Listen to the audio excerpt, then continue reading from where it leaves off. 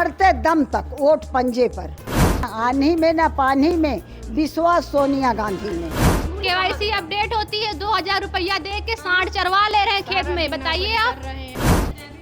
रायबरेली उनका गढ़ है। पंडित जवाहरलाल की राज में वोट जिसको दिया गया, फिर इंदिरा गांधी आई, फिर सोनिया गांधी आई, अब प्रियंका गांधी आई, तो जिसको दिया उसी को देंगे।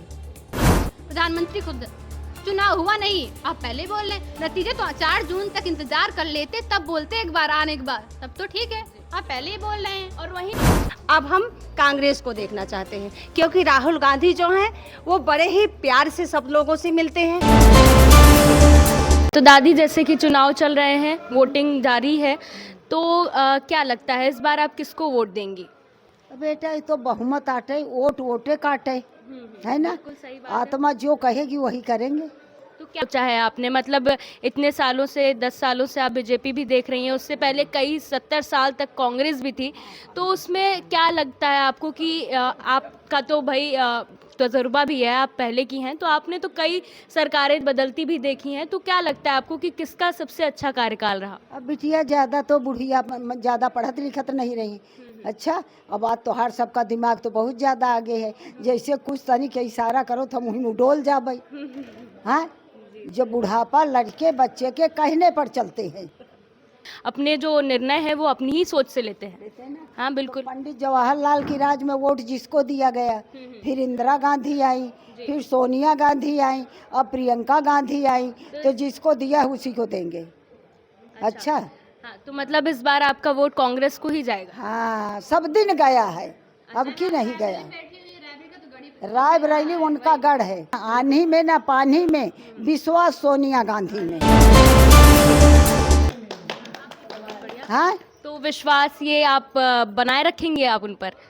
मरते दम तक वोट पंजे पर।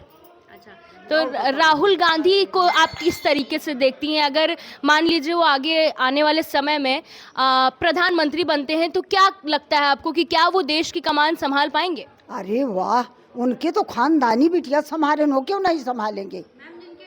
हाँ, बिल्कुल बिल्कुल, मैं समझ रही हूँ कि वो बहुत ही पढ़े लिखे एक इंसान है, और देखा जाए, लेकिन जिस तरीके से शायद विपक्ष की ओर से ये चीज़ें की जाती हैं, काफ़ी उनको बदनाम भी किया जाता है। बोला जाता है जी। लेकिन राजा का बेटा राजा होता है, उसमें क्वालिटी होती है। राजा के बेटा में राजा होने के लिए उसे इस परिवेश में पाला जाता है, तब वो राजा होता है। ऐसे राजा नहीं होता है। राजा बनने के लिए क्वालिटी होनी होती है, और उनमें वो क्वालिटी है। वंशागत नहीं आती नहीं है, पर वेरी प्रैक्टिकल। उन्होंने वो उस एनवायरनमेंट में रहे, उन्होंने देखा है, शहादत देखी है, अपने पिता की हो या अपनी दादी की हो। बिल्कुल बिल्कुल। लेकिन जैसे कि लोग कहते हैं ना कि इंडिया गठबंधन आया अगर केंद्र में, तो खिचड़ी पकना तो तय है। तो एनडीए का भी, अगर इंडिया का एक मत नहीं है, ऐसा बोला जाता है कि तेलंगाना में अलग हो जाता है, यूपी में अलग हो जाता है, तो बताइए आप कि क्या एनडीए का, मोदी जी की जो उनका टोन होता है वो अयोध्या में आके बदल जाता है, और वही तेलंगाना और मणिपुर में तो नहीं रहता है। वो मणिपुर में तो जाते नहीं, उस बात की क्या ही बात करें, वो आपको ही पता होगा। और नंगी घुमा दी जाती है, उसके बाद आप कहते हैं महिलाओं का सम्मान। क्या है सम्मान? ये सम्मान है? ऐसा नहीं। यूपी में बैठा हुआ युवा वो भी देख रहा है आपकी नज़र में क्या सम्मान। जब आप बोलते हैं बेटी बचाओ बेटी पटाओ, तो कोई बात नहीं होती। अगर वही बात थोड़ी सी भी, अगर वो टोन हल्के से जबान स्लिप हो जाती है, अगर वो बात कहीं भी राहुल गांधी से हो जाए, प्रियंका गांधी से हो जाए, उनका आंख मारने की क्लिप, उनकी फ्लाइंग किस पे कितना बवाल हुआ। प्रेम पे बवाल हुआ है, वो भाई बहन के प्रेम पे, भाई बहन के प्रेम पे बवाल हुआ है। तो हमें क्या दिखाया जा रहा है? अगर ये सोच रहे होंगे जो दिखा रहे हैं वो देखेंगे, नहीं हम वो नहीं है। 10 साल देख ले जो आपने दिखाया, अब हम नहीं देखेंगे। अब बदलाव चाहती हैं आप? योजना, वो महालक्ष्मी योजना, अगर हर महिलाओं को 1 लाख रुपए मिलेगा सालाना, तो बताइए जो निजी गरीबी होती है व्यक्तिगत जीवन स्तर पर, वो तो मिट जाएगी ना। महिला स्वयं सक्षम हो जाएंगी। लेकिन आजकल के किसानों से बात करी जाती है तो वो यही कहते हैं कि हमें हर महीने पैसे मिले हैं, राशन मिला है। पैसा नहीं मिला है। केवाईसी अपडेट होती है, 2000 रुपया दे के सांड चरवा ले रहे हैं खेत में। बताइए आप, सांड चढ़ लेते खेत, 2000 रुपया आता है।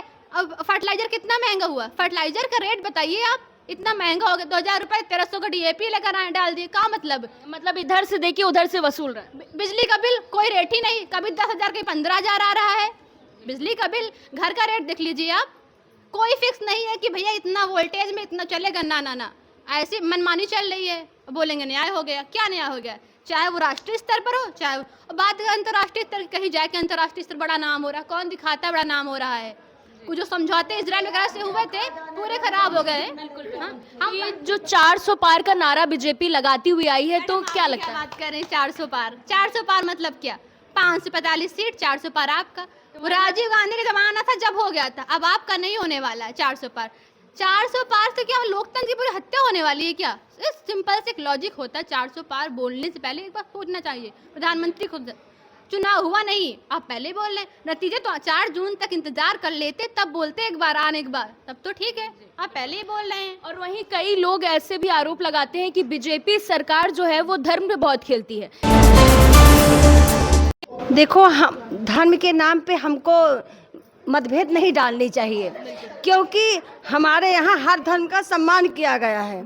इसलिए हम धर्म को, हिंदू धर्म है, ये मुस्लिम धर्म है, ये तो वोट हथियाने के लिए कहा जा रहा है। यही बात है। तो ये राम मंदिर हर जगह रैली में भी मोदी जी जा रहे हैं, तो ये भाषण में जरूर इस बात को ला रहे हैं कि राम आ गए हैं, राम मंदिर बनवा दिया है, पब्लिक को गुमराह करने के लिए। बस करो तैयारी राज तिलक की, आए भगवाधारी। लोकतंत्र है, कैसा राज तिलक होगा? किसका राष्ट्रीय सिंपल राजा शासन थोड़ी चल रहा है कि राजकुमार रहे हैं। लोकतंत्र है। सही बात है, बिल्कुल सही बात है आपकी। ये बात भी मुझे सही लगी आपकी। तो क्या लगता है इस बार सभी सोच बदलेंगे? हाँ, क्योंकि बीजेपी इतने दिन रही, हमने उसका कार्यकाल देखा, अब हम कांग्रेस को देखना चाहते हैं। क्योंकि राहुल गांधी जो हैं वो बड़े ही प्यार से सब लोगों से मिलते हैं, उनके अंदर अकड़ की भावना नहीं है, प्यार की मिट्टी से भावना जुड़े है। हाँ, गरीब से भी मिलते हैं, अमीर से। यहाँ तो गुंडागर्दी होती है इनके राज्य में, बात ये है। लेकिन ये तो बड़े बड़े दावे करते हैं कि हमने महिलाओं की सुरक्षा बढ़ाई है, गुंडागर्दी खत्म किया है। क्या सुरक्षा है?